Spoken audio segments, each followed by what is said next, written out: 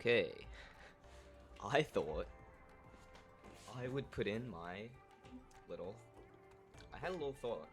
Let's see, this is unscripted, just like Chara's, Hexen's, Pika Dave did something. I just watched that, and I thought I'd put in my 2 cents. I watched Chara's video in the shower, and I watched Hexen's while I was in the car. So that is not relevant anyway. But I'm going to do an unscripted ramble the same way, about the same things, with slightly different content in the way I see the game.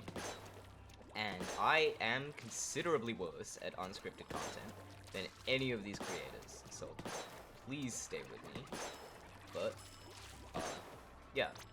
Blaster and 52, and the sustain meta. What I want to talk about in this aspect is matchup spreads. I'm obviously not a Blaster player, not a 52 player. I am an Inkbrush player, Inkbrush Nouveau, specifically, because the vanilla one is not good. Don't let anyone tell you it is. And you can see, I do have 4 stars on both the guns, 52 respectively, and C-Blast. Not vanilla Blast, though, because, I don't know, C-Blast is just more fun for me to play, more aggressive. It is also sometimes the genuine better kit to play, sometimes with small zone maps, mostly in zones though. But what do these guns have in common that make them feel so unhealthy? I'm not even going to talk about main weapon power or anything like that. Well, I am going to talk about main weapon power, but not as a reason for why these guns aren't seeing, not for a reason of why these guns look good. I'm going to talk about main weapon power in the aspect of these guns' matchup spreads. See, every hated gun in a Splatoon 3 meta, well, not in Splatoon 3 specifically, I think this applies to most Splatoon games, but I have only been a competitive player from around Inkjet meta of Splatoon 3, and I've only been a good competitive player, like around Div 3, Div 2 level, since... Is that even good? That probably isn't, like, great. I've been an okay Splatoon player since, S-Blast meta, and, like, late S-Blast meta. But I do remember S-Blast. S-Blast was topping the charts of X-Rank, specifically. Every mode in Japanese X-Rank was always going to have an S-Blast, as you watch me whiff 2 shots. Every mode was going to have an S-Blast as its #1 weapon wielder. But, for some reason, at one point, there was a weapon that overtook S-Blast as the #1 weapon, as the #1 player in Japanese X-Rank. And that weapon was Inkbrush Nouveau. And part of what let Inkbrush Nouveau go to such heights was the fact that Stamp had just been buffed. Stamp was pretty overtuned. This was still when Stamp was like buffed and not nerfed. This was the enormous hitbox Stamp, the one that people would play mini spiraling for, just spam it. But part of what let Inkbrush go so high was the fact that Inkbrush was one of a couple of weapons that had a dominant matchup into the best gun in the game. Even when S-Blast was in its heights, Inkbrush Nouveau was very good at fighting it, and right now, it's a downright oppressive matchup for the Inkbrush. S-Blast struggles to fight that unless you hit a crazy direct. You have, or maybe a burst combo, but those have gotten worse as well recently, as of 11.0, my S-Blast friend tells me. Anyway, S-Blast had really good matchups into the era's best midline fighting guns. Slosher was one of them. Decavitator was another one. More common, but Stamper was also there. even if Decaf was more prominent and probably just better. This was like the start of the end of Stamper players and Stamper in general. I have no clue why I'm so bad at Decaf. That is irrelevant. I'm bad at the unscripted, stay with me. But these matchups that S-Blast had into these guns, they weren't as oppressive as the matchup spreads that 52 Cal and Custom Blaster specifically have. Because what made S-Blast and the S-Blast Inkbrush matchup so Inkbrush favored was the fact that S-Blast has a blind spot in between where the long-range AoE hits and where the short-range AoE hits. If you were looking, it's right about here, where the S-Blast user needs to hit a direct. And there's another blind spot between the S-Blast user and the blast. It's like this area from when I was shooting. Inkbrush could exploit those very easily with its insanely high mobility. It could bait shots very effectively from the S-Blast, and S-Blast is an ink gun. It's not like they get infinite shots, like, and I'm out. Inkbrush just has to stall a fight that long, and the S-Blast just turns into a coughing baby. And it's also very easy to exploit the blind spots by, in between its very slow firing speed, to just get from one blind spot, which is this further away blind spot right here, into the next blind spot, which is the one between the S-Blast user and the short-range indirect, and then just kill the S-Blast, because Inkbrush can close the distance. Now, this matchup was still not too bad. It was a good and interactive fight, because S-Blast, at the time, this blind spot near the S-Blast user and the short-range blast, and the short-range blast and the long-range blast, it was a much smaller blind spot, because the short-range blast just had more blast. You know, it was like a polygon of, I don't remember the numbers, 12 seconds, I'm not sure. But S-Blast could manipulate the blind spots how it wanted. It was its own blind spot. The Inkbrush user had no control over it. So it was purely reaction-based on the Inkbrush's part. S-Blast didn't feel helpless when fighting an Inkbrush. It does now, because the blind spots are like so comically large. But back then, it was an interactive and like genuinely fun matchup for, I don't know about the S-Blast, but it was fun with the Inkbrush.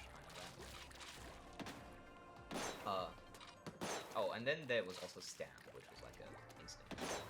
I think that's probably not special. But the matchup could feasibly go either way. Like,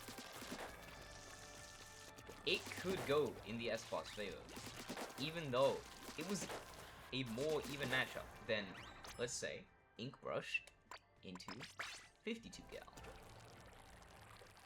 What do you do as not just an Inkbrush? What do you do as almost any gun in the game? You can't approach this thing. It lasers you. It has an insanely fast kill time. Its accuracy is not even that bad, especially on like still targets, I say, as I shoot still dummy, which is never going to happen in the game. But even on moving targets, it is not going to miss that many shots. Maybe you'll miss 1 or 2 bullets. As long as you're controlling your bloom, you will have your accuracy fights. Mid-range guns cannot approach because they don't want to. They want to play the range. But 52 can close the gap with a splash wall. And also just general map terrain. It's not always possible to hold the spacing that mid-range weapons want to hold. But it's just, if you're a bucket, this gun can splash while in and shred you far quicker than the bucket could ever hope to kill the 52. Like, that versus, this. Like, the 52 is getting out almost unscathed. Maybe like a 50 hit, or maybe a 70 hit. Probably a 70 hit, it's a good bucket. But as long as the fight they took was fine, it should be in favor of the 52. Because they don't have to fight the bucket if they don't want to. 52 can paint well, as many other people have said, and 52 can just hold space without fighting with the wall. It's not something that is so specialized like S-Blast or Bucket. It can do everything, and it wins even when it fights the guns that are specialized in fighting. The same is with C-Blast, except C-Blast is specialized to fight. And it is just so good at it that it doesn't matter. Now, you can say it's easy. I do think it is easy. I think the direct on C-Blast should be slightly harder to get, maybe like 3 or 4%. Not by a whole lot. You still want to have the chance to hit the direct, but as you go further up, the direct becomes just like very consistent. Have like a one-shot of similar capability to Squirfoot, although S-Blast goes closer to Squirfoot. To have like a one-shot of similar capability to Squirfoot without a charge time is a little bit, like a consistent one-shot is mildly absurd. But what do you do as like a Bucket fighting a C-Blast? Of course, Bucket can play range, but if the C-Blast ever finds a way in, boom, Bucket is getting out DPS'd very, very fast. It isn't that bad. Bucket is one of the better guns to fight C-Blast. But, like, Stamper, what about, like, Wiper? And here's another thing.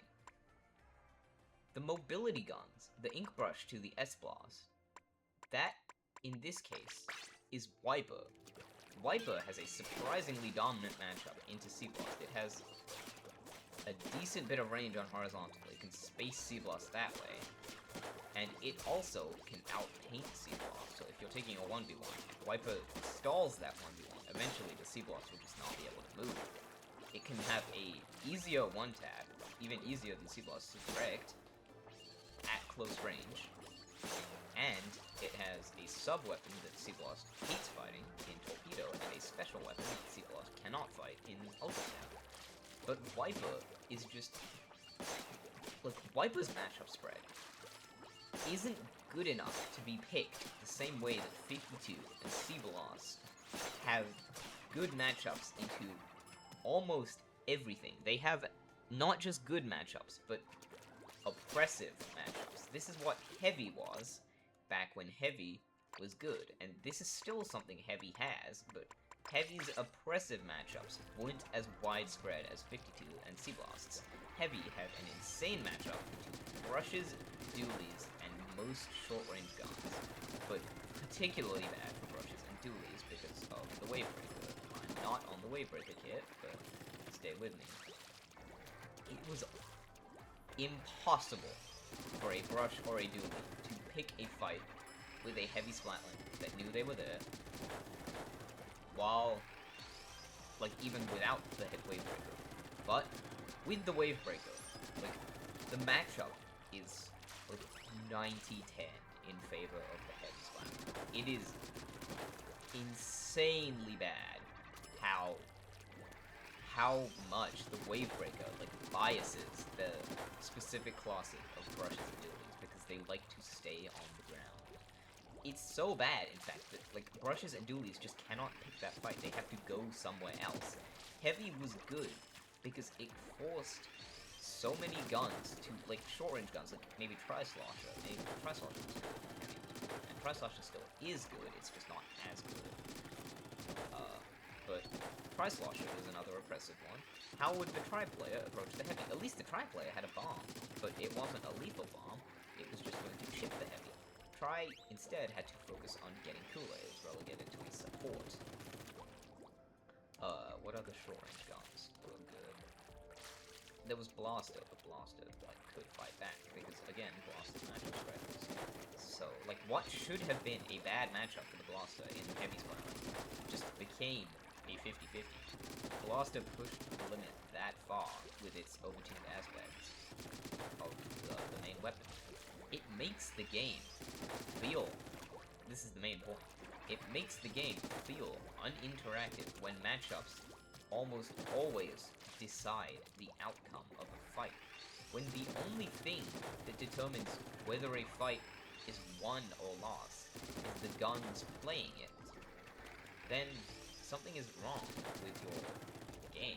Like, if you see even the Inkbrush heavy matchup, let's say, okay, Inkbrush isn't as skill expressive in its aiming, even if it has skill expression through movement and positioning.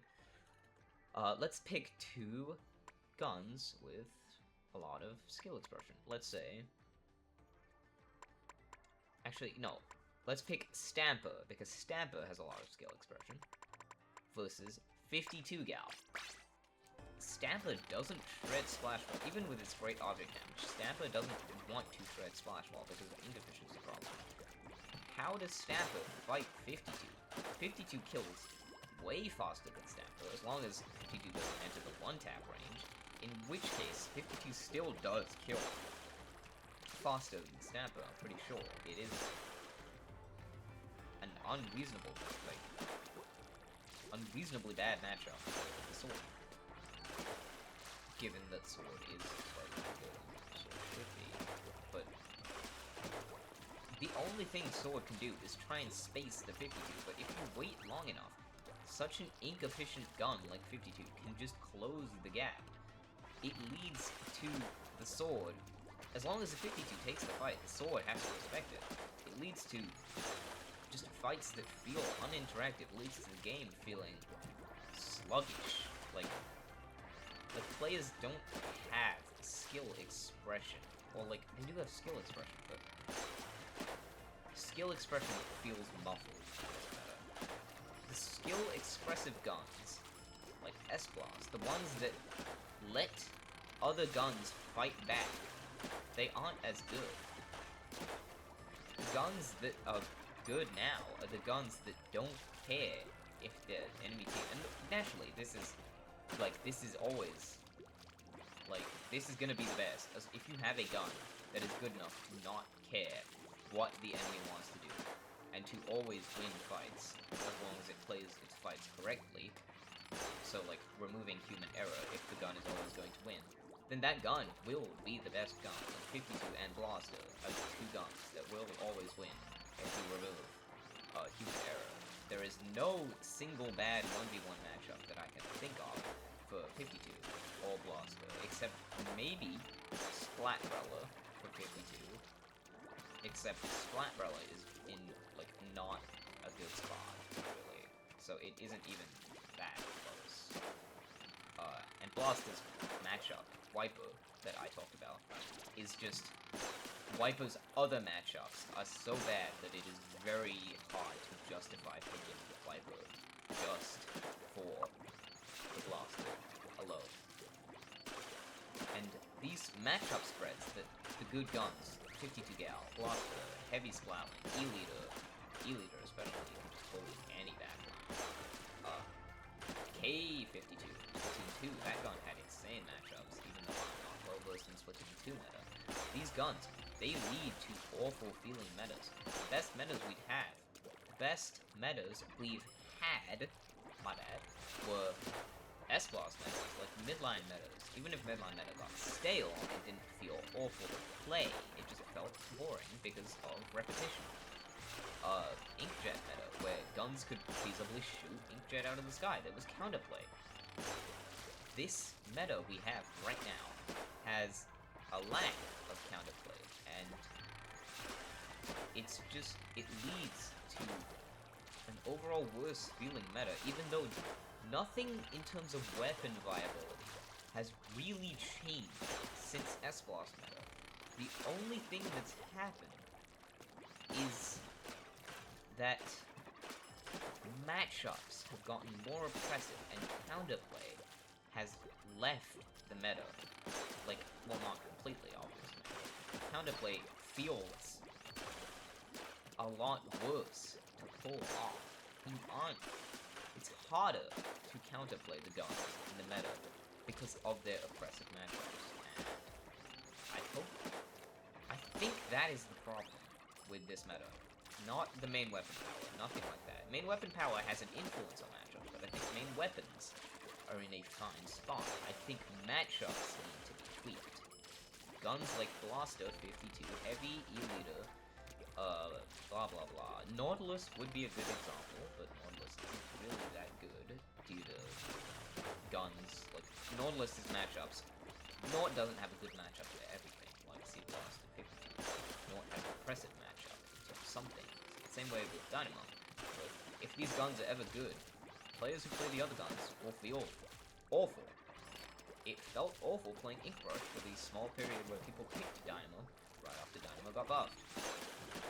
These things need to be tweaked. The game cannot just remain in a state where the weapons dictate what wins. Sure, I don't mind guns having a good matchup into mobility guns, like Ink Rush. I don't mind that Heavy can beat Ink Rush pretty solidly in a 1v1. I think Ink Rush should have a chance. I think Wiper should have a chance fighting other guns that aren't Blaster. I think the Wiper 52 matchup is particularly awful. Wiper should have a chance there. Maybe give it more object damage to wall. Maybe give a lot more guns object damage to wall. Or maybe just take away some of wall's HP. Just general changes like this. Not even to the main weapon. Though I do admit 52 does need things to be done. It needs a little less of whatever it has now. But just generally focusing on making the game playable for more weapons will lead to a more interactive and back and forth meta. And that is all I have to say. This ended up being far longer than it should have been. Can you tell I don't do unscripted content?